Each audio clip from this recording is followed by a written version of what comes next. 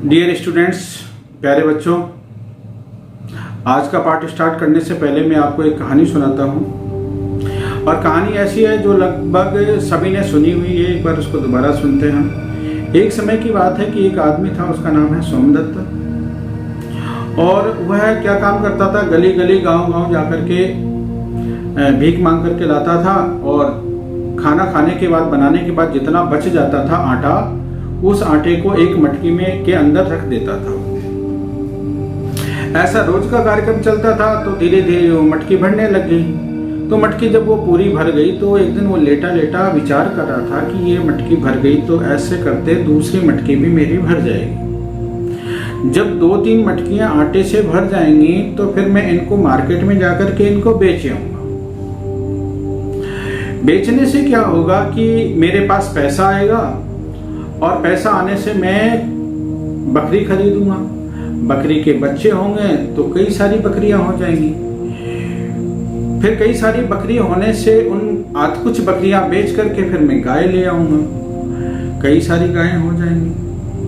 फिर उन गायों को बेच करके उनसे मैं घोड़े खरीदूंगा। धीरे इस तरह से व्यापार बढ़ता रहेगा। धीरे धीरे पैसे आने लग जाएंगे। और जब मैं पैसे वाला हो जाऊंगा तो इस स्थान पर अपनी एक हवेली बनाऊंगा। मेरी हवेली को देख करके कोई धन्ना सेठ आएगा और अपनी बेटी का हाथ मेरे हाथों में दे देगा और मुझसे शादी करा देगा। जब शादी हो जाएगी तो बच्चे भी होंगे मेरे, और जब बच्चा मेरे साथ खेल रहा होगा तो मैं बच्चों के साथ खेल रहा हूँ। तो और उसकी माँ घर का काम कर रही होगी, तो खेलते खेलते बच्चे के चोट लग जाएगी। तो मैं उसकी माँ को आवाज दूंगा कि इस बच्चे को संभाल लो। लेकिन वो माँ जब नहीं सुनेगी तो मैं उसको इस तरीके से पैर की ठोकर मारूंगा।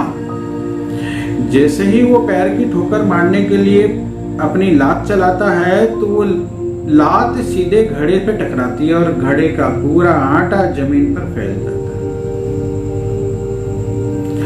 सोमदत्त अपना सिर पकड़ लेता है और बहुत पछताता है। कहानी यहाँ समाप्त हुई। और इस कहानी के माध्यम से हमें जो शिक्षा मिलती है कि हमें कोई भी कार्य करने के लिए हमें लोभ लालच नहीं होना चाहिए। यदि हमारे किसी भी काम में यदि लोभ रहेगा, लालच रहेगा, तो हम निश्चित तौर पे हमें सफलता मिलना की थोड़ी संभावना कम रहती है, नहीं मिल पाएगी हमारी।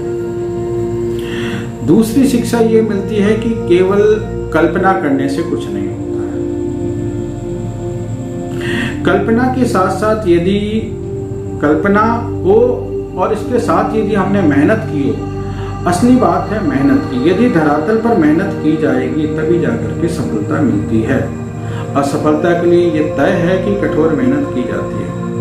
श्रीमद् भगवद गीता में भी बिल्कुल स्पष्ट शब्दों में कहा गया है कि योग कर्मेषु कौशलम, यानी कि जो अपने कार्य में सिद्धता हासिल करना ही योग है। कहने का मतलब अपने कार्य में कुशलता हासिल कर लो तो सफलता अपने आप मिल जाती है।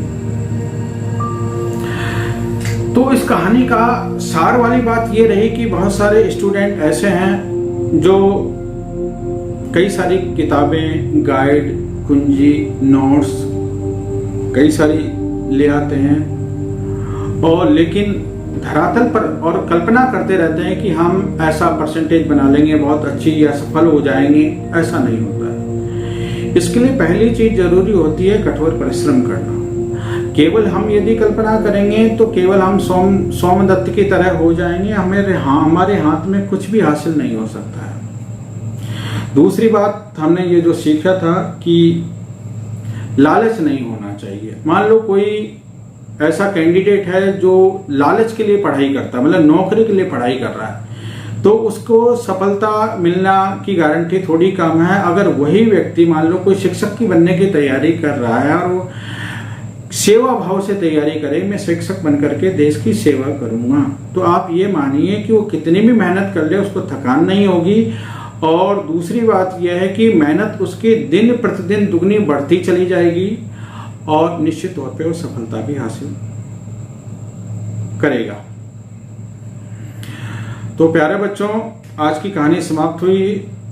अब हमें आज हमारा पाठ स्टार्ट करना चाहिए। Let's now we will start the new lesson with Shukla sir, Kota वाले।